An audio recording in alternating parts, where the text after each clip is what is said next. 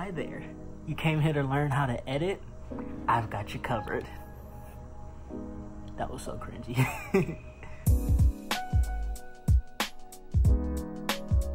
Hey guys, what's up? Welcome back to my channel. So today's video, I'm just gonna show you guys how I edit my own personal videos. So beforehand, I'm just gonna let you guys know that I am using Final Cut Pro, which is not free. It's actually hella expensive. It's like $300. So if you wanna use Final Cut Pro, but you just don't have the money, you can get a 30-day free trial if you go to the Apple website. So I'm gonna leave that link below if you wanna try that out and wanna follow me along as I try to teach you guys some things. So without further ado, let's get started.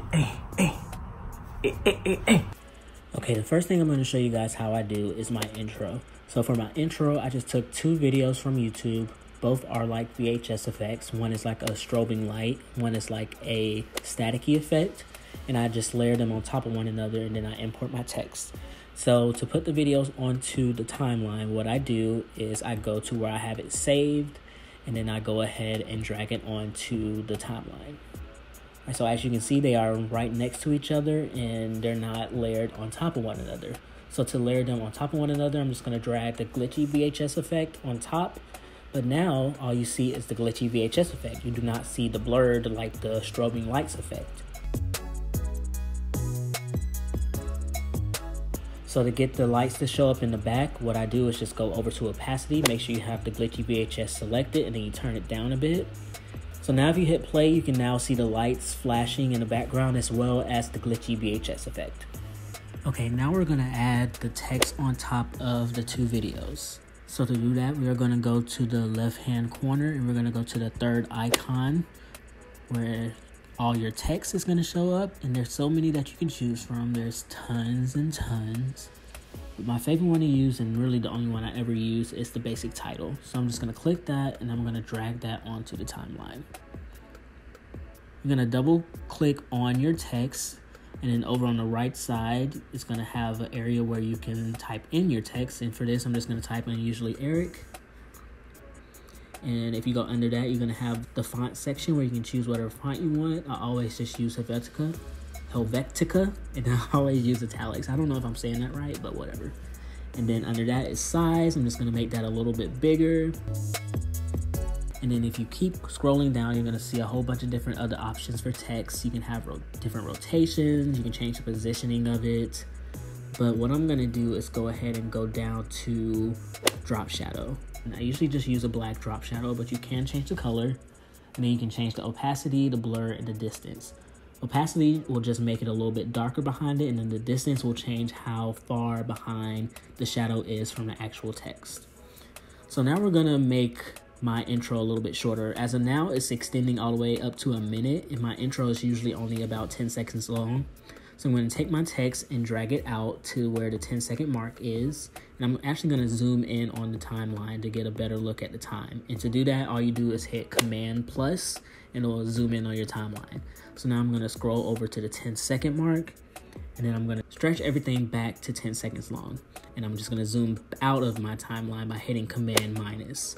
Also, to have your videos stick to the line, the white line right there, you can hit N or hit this button right in the corner, and it's gonna snap onto that line.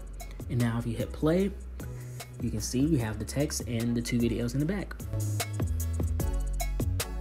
Now I'm gonna show you how I put the Twitter and Instagram logos onto the timeline. So I'm just gonna go to the folder that I have it saved under, and I'm gonna transfer them from the folder to the timeline. And to find these certain logos, I went on Google and I searched black and white transparent Instagram logo and black and white transparent Twitter logo.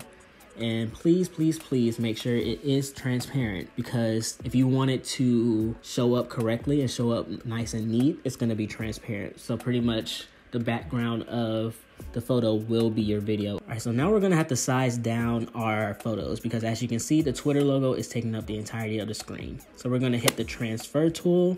You're gonna see these dots around the photo, and then you're gonna size it down by hitting one of the corners and then just bringing them in. And then we're gonna move it over to the bottom left corner. That's usually where I put my logos at. And then we're gonna do the same for the Instagram logo, but before we do, we're gonna go ahead and move the Instagram logo from next to the Twitter logo to on top of the Twitter logo on the timeline so that they'll show up at the same time. All right, so now that we've done that, we're gonna do the same thing we did for the Twitter logo. Make sure we hit transform, and then we're gonna bring the corners in to size it down. And usually I like to eyeball it. You could get it all the way right by going to the scale and typing in the correct numbers, the same numbers from the Twitter photo. But what I do is just eyeball it. And to eyeball it a little bit better, you can make sure you're selected on the photo that you want to size down.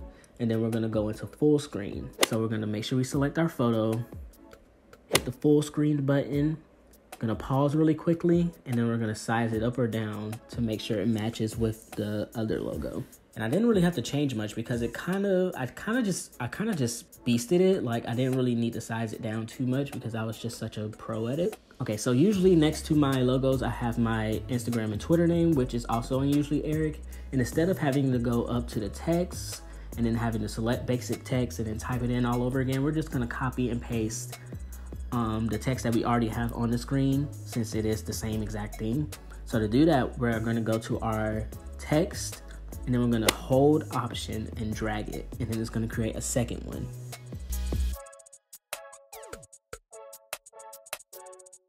You can't see it just yet because it's still on top of the original text. So we're gonna go to transform, and then we're gonna bring it down to show our second text.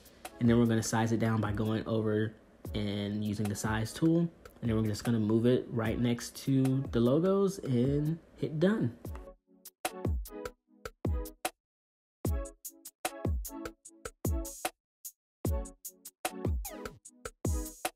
Now we're just going to stretch our logos out to the 10-second mark so that they'll stay up throughout the entire intro, and then hit play, and there you go.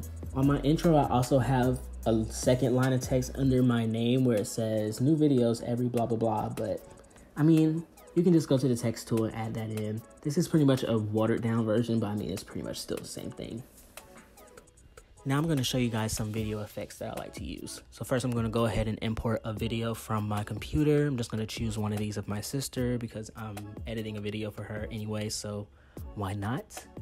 And then I'm going to show you guys how to use the crop feature and the Ken Burns effect. So the crop feature pretty much just zooms in on a certain part of your video, and then the Ken Burns effect just zooms in kind of like a slow pan zoom in as opposed to a sharp crop like the crop feature does. So I'm just gonna go ahead and select a certain part of my video, and to do this I'm gonna hit the letter B, and that's gonna transform my mouse clicker into a blade. So as you can see, it changes from a mouse clicker to a blade, and you do that by pressing B. And I'm just gonna select a certain part of my video that I want cropped, and then end it there, and then you press A to go back to the mouse pointer. And then we're going to select our video clip that we want cropped, hit the transform tool, then we're going to hit crop, and then we're going to bring in the sides where those blue buttons are, or blue, like, I don't really know what to call them, but you see them, you just bring them in, and then once you hit done, it's going to show you what the crop will look like. So if we go back on our video timeline, hit play, and it's just going to show us what our crop looks like. As you can see, it kind of zoomed in on the video. So now I'm going to show you guys a Ken Burns effect. So I'm going to select another part of the video by hitting B and changing it to a blade. And then we're just going to go up a little bit and then cut another part of the video. Then we're going to select our cut video, hit the transform tool, then hit the Ken Burns effect. So you're going to see two boxes, a green box and a red box. The green box is where the video is going to start, and the red box is where it's going to end. We're going to bring in our red box a little bit, hit done, and then once we go back on our video and hit play, you're going to see a slow zoom in on my sister. So that's the Ken Burns effect. I use those two effects a lot in my videos if you haven't watched them, and a lot of YouTubers use that effect as well. Okay, now I'm going to show you guys how to add visual effects to your videos. So usually when you first open Final Cut, before you even open a library, you'll have a blank timeline. I just have my video clip there just for the purpose of this video. But usually it'll be blank and your effects panel won't even be open. So to get to your effects, you're going to go over to the right hand side and click this button, and all your effects will pop up, both video and audio effects. To see every single video effect, you can hit the all button and all of your video effects will show up. But if you want to narrow it down a bit, you can choose one of the different categories. So the ones that I tend to use a lot is the blur.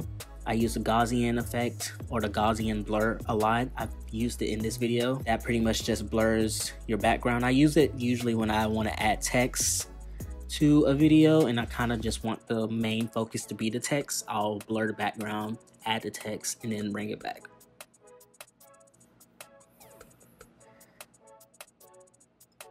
And then if you go to color, if you want to make your video black and white, you can do that.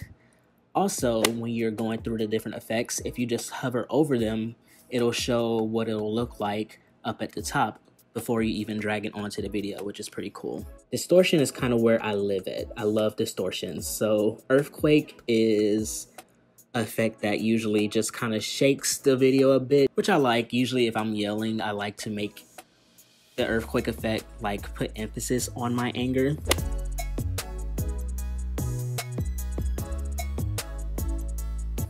Fish eye is another funny one. Oh, that's hilarious.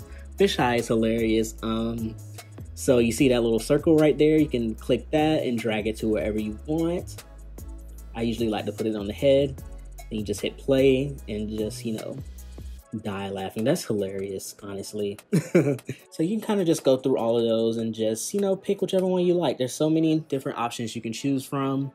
But yeah. So the last thing I'm going to talk to you guys about is music in your videos. So YouTube is hella strict with the copyrighted music. I got a copyright strike already, but I think they took it back because I changed my video. And it wasn't even a full song. It wasn't even any words. It was literally an instrumental, and I got a strike from it. So to find copyrighted music, here's two ways that I like to use. One, there's a YouTube channel named Audio Library, I believe. I'm gonna put it on the screen over here. All the music on that channel you can use free of charge. I'm pretty sure the only thing that you have to do is mention the person who made the song like in the video or in the description. You can use that, or you can go to Creator Studio and go under, I think it's music. I'm gonna have all this over here. I don't honestly remember what it's called, but if you go under the music part, or you go to your video and then you go to audio, there we go.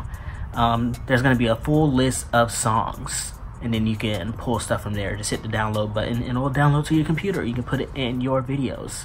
All right, so that's gonna be the end of today's video. I really hope that this video gave you guys some inspiration and helped you guys out in, you know, video editing. I know it can be a lot, but once you play around with it, once you keep practicing, it gets a lot easier over time. So once again, thank you guys for watching. Make sure you guys like, comment, subscribe, follow me on Instagram and Twitter. My name will be below, and I will see you guys in the next video.